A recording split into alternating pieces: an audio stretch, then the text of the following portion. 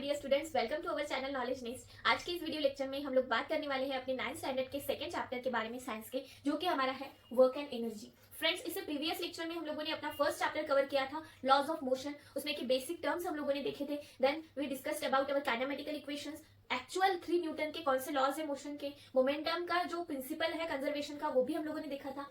ऐसे करके हमने हमारा फर्स्ट चैप्टर कंप्लीट किया था। नाउ अब हम देखने वाले हैं हमारा सेकंड चैप्टर साइंस का, जो कि हमारा है work and energy. Okay, so without wasting time हम हमारे चैप्टर में के कुछ बेसिक टर्म्स देखेंगे। फ्रेंड्स, सबसे पहली टर्म है हमारी work. Okay, what is work? Work क्या है? वर्क काम है, क्या है? तो देखो, एक्चुअल में वर्क क्या है कि अगर मुझे ऐसा बोला गया कि कुछ कार्टून्स है एक रूम में, उसे जाके दूसरे रूम में शिफ्ट कराना है। ओके, तो मैं एक एक कार्टून का उठा के वो रूम में शिफ्ट करूंगी। ये क्या हुआ? मेरा कुछ वर्क हुआ, मैंने उसके लिए कुछ फोर्स लगाया। ओके, एंड दैट ऑब्जेक्ट यहाँ से वहां तक मूव हो गई। Okay, that is work. अब मैं 1 घंटे से एक बुक पढ़ रही हूँ, बहुत सारी स्टडी मैंने उसमें से की। ओके, ये भी क्या हुआ? वर्क हुआ। क्या हुआ? क्या वर्क? कुछ तो भी वर्क तो किया ना मैंने, कुछ तो भी काम किया, लेकिन मेंटल वर्क किया, फिजिकली नहीं गई मैं। तो ये हमारी फिजिक्स की भाषा में वर्क हुआ क्या फ्रेंड्स? नहीं हुआ। ओके, वर्क क्या है हमारे? When the force is applied to an object and it displace the object. Actual work क्या है? When force is applied to an object, एक जगह पे मैंने, एक ऑब्जेक्ट पे मैंने क्या लगाया है? फोर्स लगाया है, एंड इट कॉजेस, क्या उस पे क्या हुआ? डिस्प्लेसमेंट हुआ, उसकी जगह, उसकी पोजीशन में चेंजेस हुए, दैट इज उसमें डिस्प्लेसमेंट हुआ। It causes displacement in that object, then we can say that work is done in that object. अब मैं बोल सकती हूँ कि वो ऑब्जेक्ट में क्या हुआ है? कुछ वर्क डन हुआ है। ओके, सिंपली देखो, एकदम इजी है अपनी definition. When force is applied two of any particular object, एक आधा ऑब्जेक्ट है मेरे पास और मैंने उस पर क्या लगाया है? कुछ तो भी फोर्स लगाया है, एंड इट कॉजेस, और वो फोर्स लगाने के कारण क्या हुआ है? It causes displacement in that object. वो ऑब्जेक्ट में उसके कारण कुछ डिस्प्लेसमेंट हुई है, उसकी पोजीशन में चेंजेस हुए हैं। ओके, डिस्प्लेसमेंट अब हमने हमारे प्रीवियस लेक्चर में देखी थी, प्रीवियस चैप्टर में। Okay, distance, displacement, speed, velocity, सब देखा था हम लोग। फोर्स भी देखा था। Force is applied to an object and causes displacement in that object, then we can say that work is done in that object. Okay, simple है।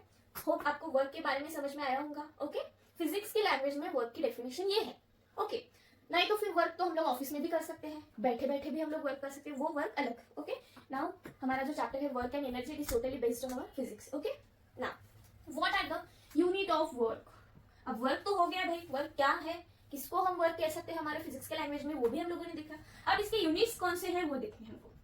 Unit of work, मैंने यूनिट्स क्यों लिखा था? क्योंकि मुझे अलग अलग सिस्टम में की यूनिट्स देखने थे। Okay, unit of work. Okay, now सबसे पहले तो वर्क का फॉर्मूला देखो। वर्क अभी अभी मैंने बात की उसके बारे में, क्या है? Force is applied and it causes displacement. मतलब मुझे फोर्स लगाना पड़ा और क्या लगानी पड़ी? Displacement. Force and displacement is done. Okay, ना फोर्स का क्या है फॉर्मूला? मैंने आपको अपने प्रीवियस चैप्टर में बताया था। फोर्स क्या है? Mass into acceleration. Force equals to mass into acceleration, MA हमने बोला था। ओके, तो फोर्स का फॉर्मूला हमने क्या देखा था? फोर्स का यूनिट क्या है अपना? न्यूटन। याद है ना, पिछले चैप्टर में मैंने पढ़ा, बोला था आप लोगों को। तो देखो, फोर्स का हमारा यूनिट है न्यूटन। ओके, एंड डिस्प्लेसमेंट का हमारा यूनिट क्या है? डिस्प्लेसमेंट यानी कि डिस्टेंस जैसा, मीटर, सेंटीमीटर। ओके, सपोज मैं metre. Okay, then SI system में देख रहे हैं हम लोग, एसआई सिस्टम स्टैंडर्ड। ओके, देखो, न्यूटन मीटर, वर्क का यूनिट क्या हुआ फिर? Newton metre. न्यूटन मीटर को ही हम क्या बोलते हैं? अपना जूल। न्यूटन मीटर को ही हम लोग क्या बोल सकते हैं? अपना जूल। अब देखो friends,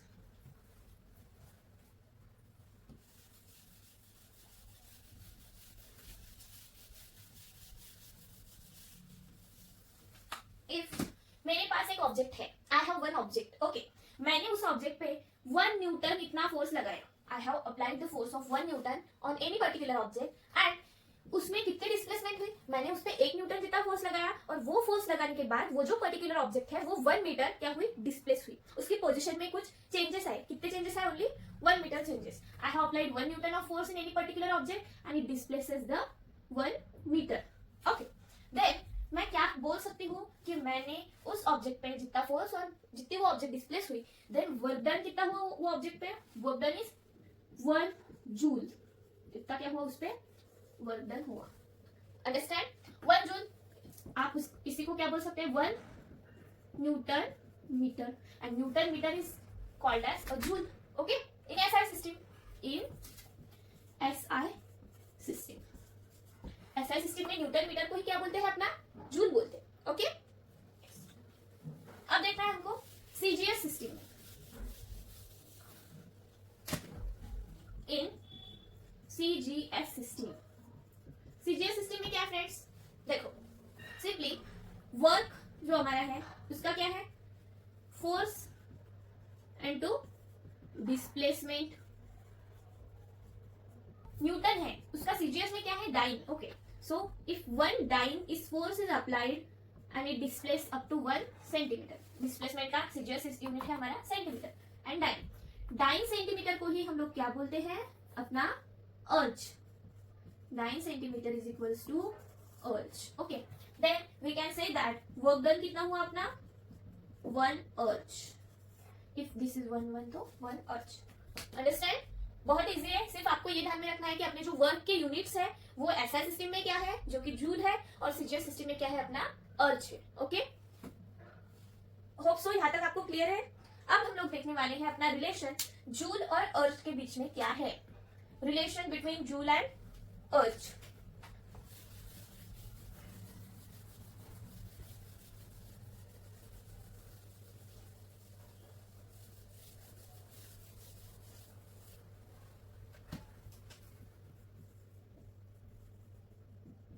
Relation between joule and earth. Okay, we know that friends, we know that 1 joule equals to, sorry, 1 Newton, Newton और डाइन के बारे में बात करेंगे तब अपने को जूल और अर्ज में का डिफरेंस पता चलेगा। अर्ज, वी नो दैट, क्या पता है अपने को, 1 newton equals to 10 to the power 5 erg, ये अपने को पता है, 1 newton equals to 10 to the power 5 erg, and 1 metre equals to 10 to the power 2 centimetre. 1 newton equals to 10 to the power 5 erg and 1 metre is equals to 10 to the power 2 centimetre, ये अपने को पता है। अब देखो ना, हम लोग इसके जूल और अर्ज में का रिलेशन देख रहे हैं, यहाँ पे देखो, work is equals to force into displacement, right, force into displacement। देखो फोर्स कितना है अपने पास, 10 to the power 5 into displacement 1 metre के लिए 10 टू द पावर 2। अब ये प्रोडक्ट अगर करना रहा तो इसमें इसके ऊपर के जो इंडेक्सेस है उनकी क्या होती है, ऑलवेज सम होती है। वर्क इन जूल कितना, 10 टू द पावर 7, मतलब 1 joule equals to 10 to the power 7 erg. Okay, ये है हमारा relation between joule and erg. Understand, बहुत इजी है, ये सिर्फ आप लोगों को ध्यान में रखना है कि 1 newton equals to 10 to the power 5 erg and 1 metre is equals to 10 square centimetre. Okay friends, बहुत इजी है, होप सो आपको रिलेशन बिटवीन जूल एंड अर्ज अच्छे से समझ में आया होगा। हम बात करने वाले हैं अपने नेक्स्ट टॉपिक की, जो है हमारे वर्क के टाइप्स। ओके, इसमें का फर्स्ट है positive, negative and zero work. Positive work, देखो पॉजिटिव वर्क क्या है अपना, when force and displacement is in the same direction. जिस डायरेक्शन में मैंने फोर्स लगाया है अगर वो उसी डायरेक्शन में डिस्प्लेस हुई ऑब्जेक्ट, तो then we can say that work is कैसे है हमारा positive work. When force and displacement is in the same direction,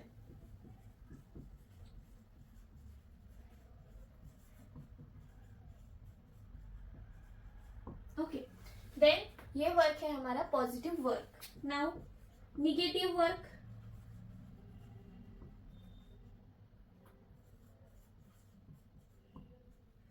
मतलब यहाँ पे हमारा जो थीटा है उसकी वैल्यू कैसे आएंगे अपनी 0 degree.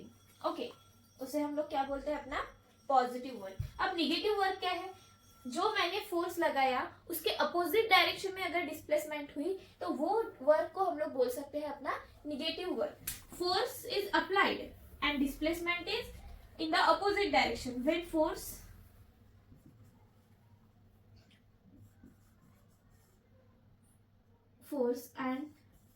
force is applied and displacement is in the opposite direction.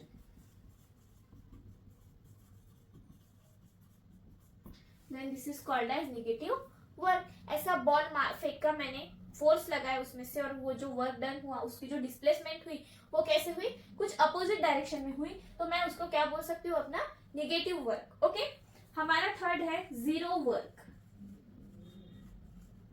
यहाँ पे हमारे थीटा की वैल्यू रहती है 180 डिग्री. ओके, हमारा जो जीरो वर्क है इसमें क्या है, force and force is applied and no displacement occurs.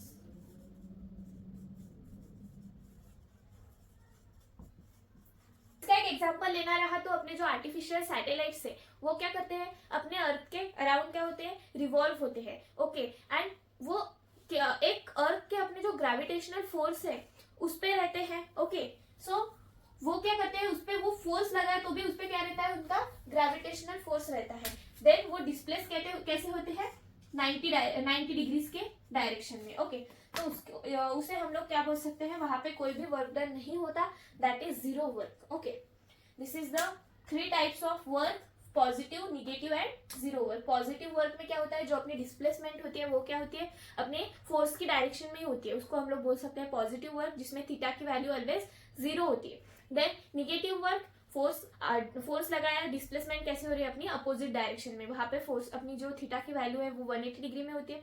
Then अपना जो है वो है जीरो वर्क, वहां पे थीटा की वैल्यू ऑलवेज कैसी होती है, 90 डिग्रीज में होती है. Okay, here there is no displacement occurs in our zero work. These are the 3 types of work. Okay, hope so आपको आज का पूरा टॉपिक अच्छे से समझ में आया होगा फ्रेंड्स. आज हमने अपना सेकंड चैप्टर जो कि हमारा है वर्क एंड एनर्जी, इसकी स्टार्टिंग की थी. उसमें हम लोगों ने देखा था अपना जो वर्क है, वर्क क्या होता है. ओके, वर्क के अलग अलग यूनिट्स हम लोगों ने देखे, उसका कन्वर्जन देखा, joules to erg. Okay, then we discussed about our types of work, positive, negative and zero. बहुत अच्छे से मैंने आपको वर्क के बारे में समझा के दिया है. होप सो आपको पूरा अच्छे से समझ में आऊंगा. ओके, अगर आपको ये वीडियो अच्छा लगता है तो मेरे यूट्यूब चैनल नॉलेज नेस्ट को फॉलो करना या फिर उसको सब्सक्राइब और लाइक करना मत भूलिएगा. ओके, ताकि और अच्छे वीडियोज आप तक पहुंच जाएंगे. ओके फ्रेंड्स, अपना जो नेक्स्ट टॉपिक है एनर्जी, वो हम हमारे नेक्स्ट लेक्चर में कवर करेंगे. ओके, तब तक के लिए स्टे ट्यून.